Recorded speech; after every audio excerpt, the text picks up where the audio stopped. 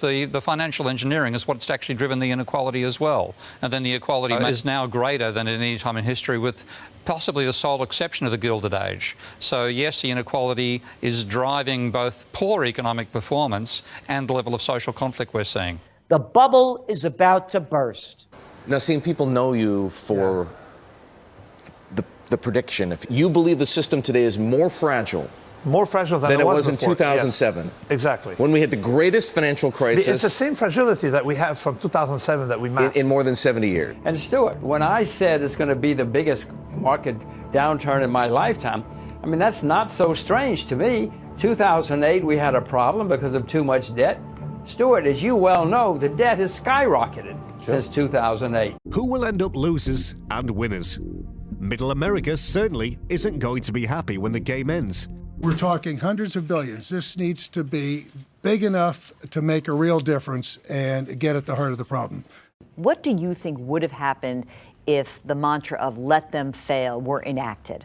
I think we would have seen a catastrophe of the type we've not seen before, worse even than the Great Depression of the 1930s. But the bailout sparked fierce public anger. What do you say to them? They're very angry. They're even being asked to contribute. Well, the American people are furious. Leaving little appetite for then saving what some believed were reckless homeowners. How many of you people want to pay for your neighbor's mortgage that has an extra bathroom and can't pay their bills? Raise their hand. How about we all? Swift action may have saved the financial system, but not before $19 trillion in household wealth evaporated, along with nearly 9 million jobs. In retrospect, a lot of people feel like the banks were bailed out. Okay, I understand that, saved the system.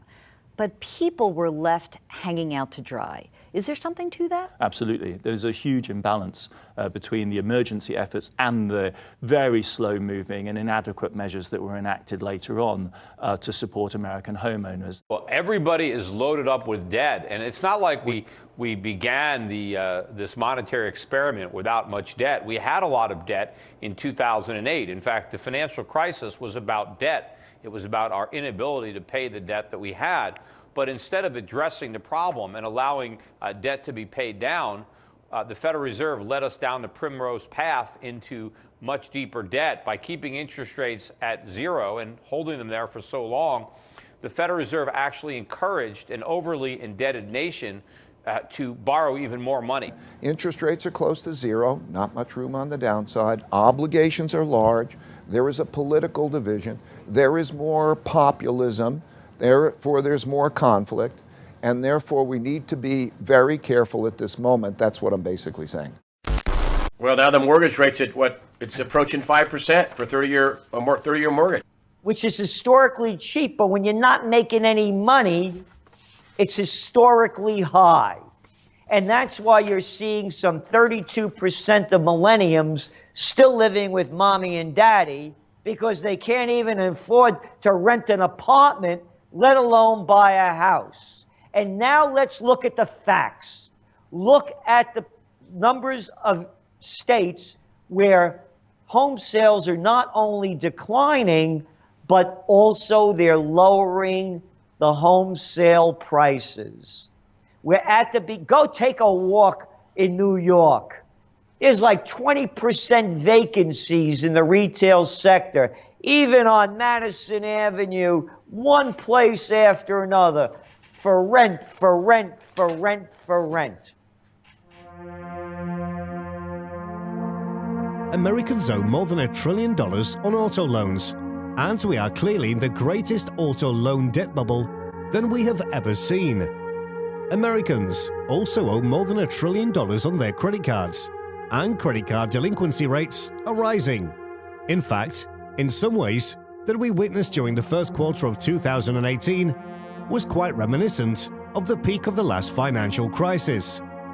In the first quarter, the delinquency rate on credit card loan balances at commercial banks, other than the largest 100, so at the 4,788 smaller banks in the US, spiked in to 5.9%. This exceeds the peak during the financial crisis. The student loan debt bubble has also surpassed $1 trillion. The chart shows the fast decelerating US fertility rate versus record household net worth. The previous peaks in HHNW saw corresponding upticks in a fertility rate, but not this time. Unfortunately, since 07, nearly all the benefits of this record wealth creation are being accrued by a fraction of Americans. The federal government and Federal Reserve programs have benefited asset holders while penalizing the working class with fast rising costs of living, record rents as percent of income, record insurance, higher education costs, reduction, elimination of pensions and job-related benefits, etc., etc., absent the higher wages with which to pay for these. It appears the present and future generations' opportunities are being sacrificed to maintain and further a select group in the here and now. The chart details the growth in household net worth by income levels from 07 through 16. Those that have significant assets have been further enriched, those without have been punished, and as the saying goes, the beatings will continue. If you think it's going to be worse this time in America? It's going to be it's going to be worse than the Great Depression. When this thing crashes, it's gone. That's how bad it is. Are they going to have to just default on this debt? No, what they'll do is they'll do what they always do. They'll throw the debt on we the people. They call it austerity measures. Take a look at Greece. You don't have to go very far back to look at that one. I'll tell you what we're going to do. We're going to borrow money. We're going to have, quote, austerity measures. We're going to rob you of your pensions, your benefits, your retirement age. We're going to increase till after you die so you don't get a penny. Oh, and by the way, you're earning less, you got less. We're going to raise your taxes because we got to bail out the banksters. And what's happened since the crash of the panic of 08? The banksters have gotten much bigger. So and the gentleman that said it's only going to take one is 100% correct. Carl because Dennis, when one is in trouble, boom, they all go down because the Ponzi scheme is then unveiled. Is there going to be civil unrest? Or some sort of civil discord or violence? I mean, where are we going with this, Gerald? Well, it's in front of everybody's eyes. It's just going to escalate. When people lose everything and they have nothing left to lose, they lose it. And they lose it in different ways. Just people angry at the bureaucrats and the politicians that have stolen their money and given it to their friends so they could get better deals and make more, as you're making nothing. So that's what we're going to see. Again, when people lose everything and they have nothing left to lose, they lose it. And that's why we're saying this is going to be an economic 9/11. There's going to be violence in the streets when the big crash happens, because people are fed up with the established. They're disgusted with bailing out the banksters and the people getting nothing. 2007 to 2009, we have a debt crisis. It hit zero. Then in both of those cases, there's only one thing for central banks to do, and that is to print money and buy financial assets. They print money, buy financial assets in both of those times. That pushes financial asset prices up, puts a lot of liquidity in, and also contributes to a greater wealth gap, because those who own financial assets benefit when those who don't own financial assets. As a result, in both periods of time of the wealth gap and the economy not improving for a large segment of the population, we have populism. So the last time that we would say when was populism popular, it would be in that period of time. So if we think about what the next downturn will be like, the downturn I think will be very different than the one in 2008. And I think it'll be more of a political and social crisis. He's acerbic. He is someone that each and every one of us has to listen to, whether we agree or disagree. Steve, I want to get to the crisis, Lehman, and where we are now. Ruchir Sharma with a great essay this morning in the New York Times. But first, I want you to address our inequality now and this Gilded Age. Mariana Mazzucato has a spectacular book out. The first 60 pages, Steve, are if they were written by you on economic history. She just does a clinic on economic history. Are we in a Gilded Age right now? We are certainly, Tom, and Mariana's, we're both good friends and very compatible in our thinking on that front as well. The level of inequality now, as Piketty pointed out in his master book, is now greater than at any time in history, with possibly the sole exception of the Gilded Age. So yes, the inequality is driving both poor economic performance and the level of social conflict we're seeing. This is a critical question, folks, for Global Wall Street. Is inequality driving the financial engineering that got us in a mess? The financial engineering is what's actually driven the inequality as well. And then the equality makes it worse until you get a breaking point, which is what 2007 was. But what the Federal Reserve has done quite foolishly, by not understanding what caused the crisis in the first place, is actually accentuate that crisis, that inequality, through quantitative easing, which has driven up share prices. Great if you own shares. Not so great if you don't. And of course, the vast majority of Americans own a trivial amount of shares. It's the wealthy who've benefited. So the Federal Reserve has amplified the inequality caused by the crisis itself. So you say this happened until breaking point. What is breaking point, Steve? Well, the breaking point is when the debt bubble, which actually drove the inequality, came to a crashing halt. You don't get this level of asset prices with that leverage driving up the asset prices. And American private sector debt rose from about 50% of GDP to 170% over the post-war period. It hit the breaking point in 2007, and we saw a 20% fall on that debt level. That's what drove the market down. The plunge in credit drove the market down, which Bernanke and co still don't understand. So that's what gave us the crisis. That was the breaking point. And what the Federal Reserve has done is actually tighten the rubber band once more, and I'm looking forward to seeing what happens when quantitative tightening takes the place of quantitative easing. Okay, Steve, you also have you asked for a mortgage chart. Here it is. We're going to bring it up and talk to me about what that means. Let's see. Okay, this is one of several charts that to me simply explains what is still inexplicable to conventional economists, and that is what caused the bubble and what caused it to burst. And on the housing front, what gives you the fundamental core source of demand for housing is new mortgages. So what I'm relating there is new mortgages to the level of house prices. And you can see one and the other are completely overlapping. One drives the other. Mortgage credit drives house prices. And by letting mortgage debt get out of control, which is what the Federal Reserve did quite happily over the 1990 to 2007 period, that's what caused the bubble, and that's what ultimately led to the crash as well. And when the peak of those two lines is when Greenspan told Congress there was no bubble. Okay, but Steve, where are we now? I mean, are we setting ourselves up for another bubble? Nouriel Roubini was on doom and gloom yesterday. What is the right economic policy for the world right now? The right policy should be reducing the level of private debt. This is what I've been arguing for more than a decade. What caused the crisis was too much private debt. What caused the golden age of American capitalism was a low level of private debt. We have to get back to that level and use the state's capability. The government has done QE. $1 trillion a year was created to boost American share prices by buying bonds off American financial corporations. That same amount of money could have been created by the stroke of a pen, put into households and used to reduce household debt and get them to buy corporate shares, democratising share ownership rather than... That's pension funds, right? 401ks, I mean, everybody owns shares. That's a trivial... pension funds. Everybody owns, but a trivial amount is owned by the working class, a huge amount is owned by the rich. Let's think of this joke that 401k means America's a capitalist democracy. It's still a capitalist oligarchy. And by increasing the share prices, you benefit those who own the majority of shares.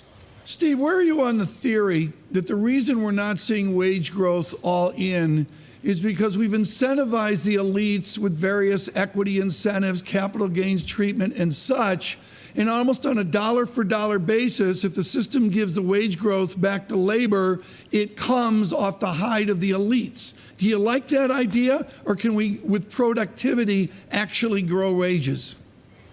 I think we've mistaken where the money is going. I wouldn't mind the money going to the Elon Musks and even the best Jeff Bezos of the world. It's going to the financial sector as well. And they're the rentiers. They're not the creators of capitalism. So I think we can actually boost what the workers get, and it comes out of the pockets of the financial speculators, not out of the industrialists. In fact, they'd see that money coming back in. What they pay it through the back door, they'd see coming in through the front door, because workers spend virtually everything they earn. Trade wars never work, and it always leads to real war. If you look at this from an economic perspective, Manila, and say, what's going to happen? The bottom line is we have a lot of commerce with China. And if we think, is it going to harm us? We've talked about Boeing being impacted by steel and aluminum, your beer cans, your soda cans, etc. But if you are a Walmart shopper, or you shop at Dollar Store or Dollar General, pretty much 99% of everything in those stores is made in China. This trade war will not end well if it continues down this route. Well, this week marks the 7th anniversary of the Occupy Wall Street movement and 10 years since the collapse of U.S. investment bank Lehman Brothers that triggered the onset of the global financial crisis. Millions of people in the United States and around the world lost their jobs, lost their homes and life savings, even as the U.S. government bailed out some of Wall Street's biggest failing banks. Over the weekend, activists in Europe protested outside banks in France and Germany to mark the 10th anniversary. The financial crisis also sparked massive global anti-capitalist movements, including the Occupy movement here in the U.S. and M15 in Spain and the anti-austerity movements in Greece. To talk more about the impacts of the crisis 10 years later, we're joined by Nathan Schneider, whose new book outlines an alternative economic model based on cooperative ownership. He argues the cooperative movement has witnessed a resurgence since the 2008 financial crisis. Schneider's book is just out. It's called Everything for Everyone: The Radical Tradition That's Shaping the Next Economy. His recent piece for Vice is headlined, "Rich People Broke America and Never Paid the Price." He's also author of Thank You, Anarchy, Notes from the Occupy Apocalypse. Nathan Schneider is a journalist and author and media studies professor at University of Colorado Boulder. Welcome to Democracy Now! I just came from Boulder. So talk about this both 10th anniversary of what's called the economic collapse, but also 7th anniversary of Occupy, which you were very much a part of. Well, it's striking how little we are marking these anniversaries, right? Especially the anniversary of the crash, which has so defined the last 10 years and has defined my generation, has defined so many of our lives. I think a reason that we haven't been celebrating it is we recognize we really haven't done anything serious to deal with the causes of this crash and to deal with the horrific response to it, in which millions of people were allowed to lose their homes and their jobs. And quietly, in the midst of this lack of imagination, there has been a growing movement on a grassroots level, increasingly at a policy level, to recognize that there is an opportunity to make a difference through this tradition of cooperative enterprise. Well, can you give some examples of that? Because as you note, there has been a cooperative movement in America in past decades as well, even before this crisis. But how do you give some examples of the changes that have occurred since the crash? Well, absolutely. There has been that long tradition, and it's, this is a tradition that has been empowering farmers, that has been enabling small businesses to survive, but it's often not visible. Actually, in the course of working on this book, I learned that my own grandfather helped build a national purchasing cooperative for hardware stores, enabling small hardware stores to survive and thrive, And I didn't even know that it was a cooperative. That was never something I learned. And in the years since the crash, for instance, there was, in 2011, during Occupy, there was a large Move Your Money Day where hundreds of thousands of accounts moved from big banks to credit unions, which are banks that are owned by the people they serve. There's been a rise in interest across the country, especially in cities, in worker ownership, in allowing workers to become owners of the businesses where they're employed. And this is increasingly moving into federal strategy. And it's a surprisingly bipartisan opportunity. There's a quiet opportunity here to really make good on the failure of our economic system 10 years ago. Well, but some might argue that even some predatory capitalists have come up with or are developing the idea of cooperation among business people. I'm thinking of Airbnb, Uber, this whole sharing economy.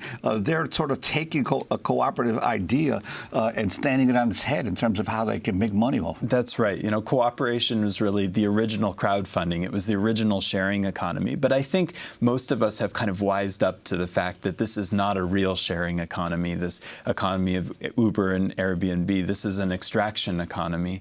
And a lot of what I've been following for the last few years is a group of people around the world who are trying to build real sharing economies using digital tools to share ownership and governance all the way down, to build gig economies where frontline workers are deciding their own standards of work, house cleaners and drivers and others.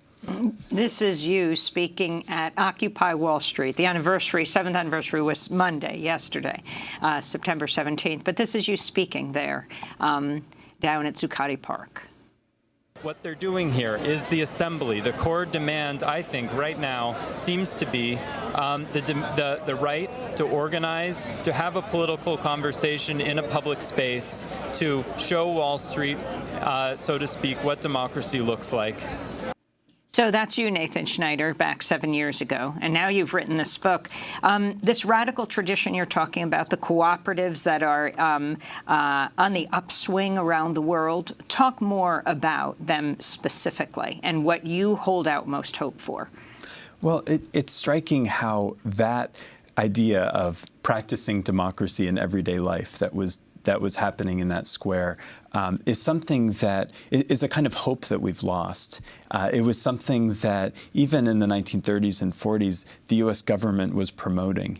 It was something a possibility that was forgotten. In terms of these particular projects, we have these gig economies in which people are figuring out how to own and govern their own platforms. We're seeing an opportunity unlike any we've ever seen, where a whole generation of business owners in what's known as the silver tsunami are looking to retire. And these small and medium-sized businesses, employers around the country, are being gobbled up by private equity. This is an opportunity for conversion to employee ownership if we have the right policy tools and the right financing tools available. So the opportunities that we have before us right now are tremendous, and these are also connected to our social movements. The platform for the Black Lives Matter movement mentioned in its policy proposals cognates of cooperation more than 40 times. And this is just another example of the rootedness of our social movements in cooperative enterprise, going back to the civil rights movement and long before. And what do you say to those who would argue that absent any kind of change in the political power structure, that the lawmakers will always come up with ways to keep these cooperative movements down and to maintain monopoly capital or big capital in favor status in a society? Well, the weird thing is actually this is something that's happening across the political spectrum, but quietly. Actually both the Democratic and Republican platforms in 2016 advocate increasing worker ownership. Now, in the last couple of years, Democrats have been recognizing that this might be an issue that they want to take leadership on. Just a couple weeks ago, the Main Street Employee Ownership Act passed, which facilitates worker ownership and conversions of businesses. So I think actually we have an interesting opportunity in this moment of incredible polarization, and there's a political base already starting to form. We just need to strengthen that and make the demand even louder, make the demand heard that system that created the crash 10 years ago is not acceptable anymore. What's the difference between the gig economy and the rigged economy? Well, I think a rigged economy, right, is one in which the accountability goes upward. In which you have businesses that are ultimately accountable just to a small segment of their shareholders, of big investors. They're not, when they have to make hard decisions, their accountability goes upward, and the people who are, say, on the line for their mortgages are the ones who get let off. The gig economy is, in a sense, an opportunity and a danger. The gig economy is a danger in the sense that it has often meant relinquishing things that workers have fought for decades, for centuries. But it also invites these opportunities of more flexible work, and we have an opportunity to create a future of work in which workers are really in control. And finally, the fact that Who was held accountable for what happened and how much so many people lost 10 years ago? Well, I think we haven't really held anyone accountable nearly enough.